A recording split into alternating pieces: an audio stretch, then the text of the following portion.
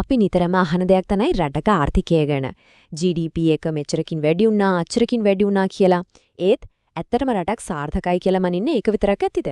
අපි මේ කතාව ටිකක් ගැඹුරට ගිහින් බලමු. හරි. එහෙනම් අපි මේ කතාව පියවරෙන් පියවර ඉස්සරහට අරන් යමු. මුලින්ම ආර්ථික වර්ධනය කියන්නේ මොකන්ද කියලා පටන් අරගෙන ඒ සංකල්ප ටික ශ්‍රී ලංකාවට ගලපලා බලන තැනටම අපි යනවා. හරි. ආර්ථිකය වර්ධනය වෙනවා කියන කතාව අපි හැමදාම වගේ ප්‍රවෘත්තිවල අහන දෙයක් නේ. හැබැයි ඉතින් ප්‍රශ්නේ තියෙන්නේ ඒකෙන් ඇත්තකම සාමාන්‍ය මිනිසුන්ගේ ජීවිතවලට මොකක්ද වෙන්නේ? ඒකෙන් හොඳක් විරෝධ.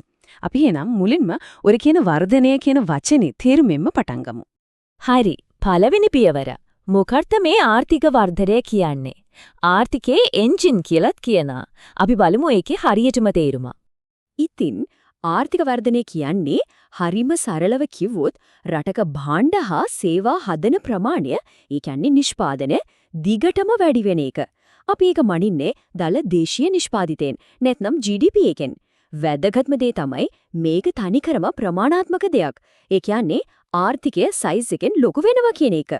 ඔන්න බලන්න මේ ප්‍රස්තාරය මේකෙන් ඔය කියපු කතාව ලස්සනට පැහැදිලි කරනවා. හිතන්නක මේ වක්‍රය රටක නිෂ්පාදන සීමාවක් වගේ. ආර්ථික වර්ධනය වෙනකොට ඔය සීමාව පිටට යනවා. ඒ කියන්නේ රටට දැන් පුරුවන් කලින්ට වඩා පාරිභෝගික භාණ්ඩයයි ප්‍රාග්ධන භාණ්ඩයයි කියන දෙකම වැඩියෙන් හදන්න. රටේ සම්පූර්ණ නිෂ්පාදන ධාරිතාවම ඉහළ ගිහින්. හරි. ආර්ථිකය ලොකු වෙනවා. කේක් ගෙඩිය ලොකු වෙනවා. ඒක හොඳයි. හැබැයි ප්‍රශ්නේ මේකයි. කේක් එක ලොකු වුණාට ඒකේ රස හොඳයිද? ඒ කියන්නේ ආර්ථිකය වර්ධනය වුණාම මිනිස්සුන්ගේ ජීවිතත් ඉබේම හොඳ වෙනවද? අනේක තමයි අපි ඊළඟට කතා කරන්න යන වැදගත්ම දේ. දැන් බලන්න මේ සංසන්දනය. ආර්ථික වර්ධනය කියන්නේ තනිකරම ප්‍රමාණාත්මක දෙයක්. ඒ කියන්නේ GDP එක වැඩි වෙන එක ගැන කතාව. ඒක අවසානයක් කරා යන පාරක් විතරයි. හැබැයි ආර්ථික සංවර්ධනය කියන්නේ ඊට වඩා ගොඩක් එහාට ගිය දෙයක්. ඒක ප්‍රමාණාත්මක වගේම ගුණාත්මක දියුණුවක්. මිනිස්සුන්ගේ ජීවන තත්ත්වය ඇත්තටම හොඳ වෙන එක. ඒක තමයි නියම ඉලක්කය. එතකොට රටක ඇත්තටම සංවර්ධනයක් තියෙනවා නම් අපිට මොනවද දකින්න ලැබෙන්න ඕන? ඔන්න බලන්න දුපත්කමයි රැකියාව විරහිත බවයි අඩු වෙන්න ඕන. නිෂ්පාදන තාක්ෂණ දියුණු වෙන්න ඕන. ආර්ථිකයේ ව්‍යුහය වෙනස් වෙන්න ඕන. ඒ වගේම ගොඩක් වැදගත් දෙයක් තමයි ආදායම් අසමානතාවය අඩු වෙන්න ඕන. කොටින්ම කිව්වොත් මිනිස්සුන්ගේ ජීවිතවල ඇත්තටම හොඳ වෙනසක් පේන්න තියෙන්න ඕන. හරි. එහෙනම් දැන් ප්‍රශ්නයක් එනවා. සංවර්ධනය කියන්නේ GDP එකකින්, ඒ කියන්නේ සල්ලි වලින් විතරක් මනින්න බැරි දෙයක් නම් එහෙනම් කොහොමද අපි මේක හරියටම මනින්නේ? ඒකට තමයි මානව සංවර්ධන දර්ශකය තියෙන්නේ. ඔය ප්‍රශ්නෙට උත්තරයක් විදියට තමයි 1990 දී එක්සත් ජාතීන්ගේ සංවිධානය මානව සංවර්ධන දර්ශකය එහෙමත් නැත්නම් HTI එක හඳුන්වලා දෙන්නේ. මේකේ තියෙන විශේෂත්වය තමයි ඒක ප්‍රධාන කුළුණු තුනක් මත පදනම් වෙනවා. එකක් මිනිස්සු කොච්චර කාල නිරෝගීව ජීවත් වෙනවද කියන එක. දෙක අධ්‍යාපනය, ඒ කියන්නේ දැනුම.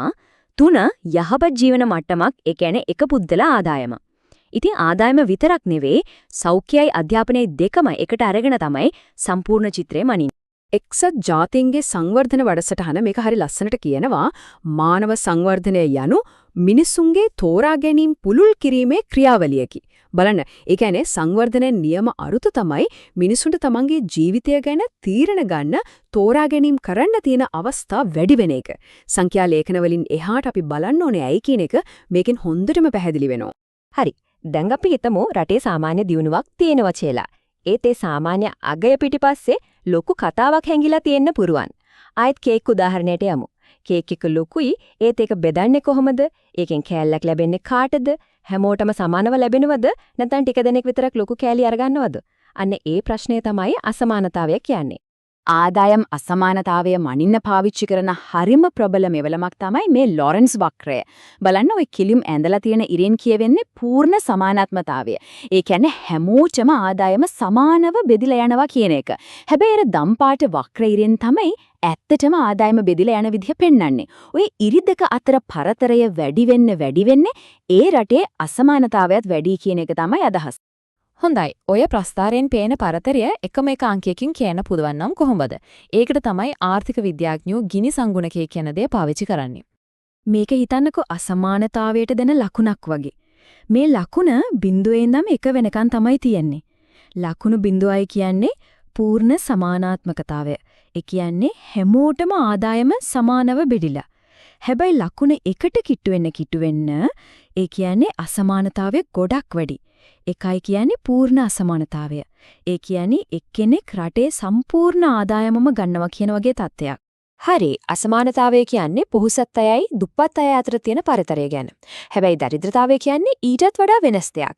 ඒක ආදායමක් නොමැතිකමින් එහාට යන දෙයක්. ඒ කියන්නේ කෙනෙක්ට ජීවත් වෙන්න අවශ්‍ය මූලිකම දේවල් ටිකවත් සපුර ගන්න බැරි මට්ටමක ඉන්න එක. දරිද්‍රතාවය ගැන කතා කරද්දී ප්‍රධාන වර්ග දෙකක් තියෙනවා. එකක් තමයි නිර්පේක්ෂ දරිද්‍රතාවය. ඒ කියන්නේ ජීවත් වෙන්න ඕනම කරන කෑම, බීම, ඇඳුම් ඉන්න තැනක් වගේ දේවල්වත් නැතිකම. අනික තමයි සාපේක්ෂ දරිද්‍රතාවය. ඒ කියන්නේ Taman ජීවත් වෙන සමාජයේ අනිත් මිනිස්සු එක්ක සසඳද්දී ඒගොල්ලෝ වගේ ජීවත් වෙන්න බැරි සමාජයෙන් කොන් වෙන තරමට ආදායම අඩුවීම. දැන් දරිද්‍රතාවය මනින අලුත් ක්‍රම තියෙනවා බහුමාන දරිද්‍රතා දර්ශකයේ වගේ. මේකේ තියෙන විශේෂත්වය තමයි ආදායම අඩුකම විතරක් නෙමෙයි බලන්නේ. කෙනෙක්ට පෝෂණය, සෞඛ්‍ය, අධ්‍යාපනය, පිරිසිදු වතුර, විදුලිය වගේ විවිධ පැත්තෙනින් අඩුපාඩුකම් තියෙන පුරවන්නේ. ඔය හැමදේම එකතු වෙලා දරිද්‍රතාවය නිර්මාණය වෙන විදිය තමයි මේ දර්ශකෙන් මනින්නේ. හරි. අපි දැන් මේ කතා කරපු න්‍යායාත්මක කරුණු ටික පැත්තකින් තියලා ශ්‍රී ලංකාවේ ඇත්තම තත්ත්වෙ දිහාට හැරමු. බලමු මේ දේවල් අපේ රටේ කොහොමද ක්‍රියාත්මක වෙන්නේ කියලා. මේ බලන්න 2000 දවසේ දත්තවලට අනුව ශ්‍රී ලංකාවේ ජාතික මට්ටමේ දරිද්‍රතා අනුපාතය 4.1%ක්. කාලයක් තිස්සේ ගත්තම මේක සැලකිය යුතු අඩුවීමක්. ඉතින් ඒක හොඳ ප්‍රවණතාවක්. හැබැයි ওই ජාතික මට්ටමේ සාමාන්‍යයගේ ඇතුළට ගිහින් බැලුවොත් පින්තූරේ වෙනස් වෙනවා. බලන්න කොළඹ දිස්ත්‍රික්කේ. එහි දරිද්‍රතා අනුපාතය 0.9%. ඒ කියන්නේ 100%කටවත් වඩා අඩුයි. ඒත් එක්කම අපි කිලිනොච්චි දිස්ත්‍රික්කයේ දිහා බලුවොත් අගය සම්පූර්ණයෙන්ම වෙනස්. 8.2%ක්. එක පැත්තක එකකටත් අඩුයි අනිත් පැත්තේ 18කටත් වැඩියි. බලන්න එකම රට ඇතුලේ දිස්ත්‍රික්ක දෙකක් අතර තියෙන දැවැන්ත පරතරය. ඔය වගේ ප්‍රාදේශීය මට්ටමේ අසමානතා ප්‍රශ්න තිබුණත් සමස්තයක් විදිහට ගත්තම ශ්‍රී ලංකාවට තවත් පැත්තක් තියෙනවා. මානව සංවර්ධන දර්ශකයේ දිහා බැලුවොත් 2015 වෙනකොට ශ්‍රී ලංකාව දකුණු ආසියාවේ ඉහළම ස්ථානයේ, ඒ කියන්නේ 73 වෙනි ස්ථානයේ හිටියා. ඉතින් මේකෙන් පේනවා මේ කතාව එක පැත්තකින් විතරක් බලලා තේරුම් ගන්න බෑ. ඒක හරිම සංකීර්ණයි. ඉතින් මේ හැම දෙයකින්ම පස්සේ අපි ඉස්සරහට එන ලොකුම ප්‍රශ්නේ තමයි මේ රටක් සමස්තයක් විදිහට සංවර්ධනය වෙනවා කියලා සංඛ්‍යා ලේඛන වලින් පෙන්නුවත් ඒකේ ප්‍රතිලාභ හැමෝටම එක වගේ ලැබෙන්නේ නැත්නම් ප්‍රගතිය කියන වචනේ නියම තීරම මොකක්ද? ඇත්තරම ප්‍රගතිය කියන දේ මනින්න ඕන සංඛ්‍යා වලින් විතරක්ම නෙවෙයි. ඒ සංඛ්‍යා පිටිපස්සේ තියෙන මිනිසුන්ගේ සැබෑ ජීවිත අත්දැකීම් දිහා බලලා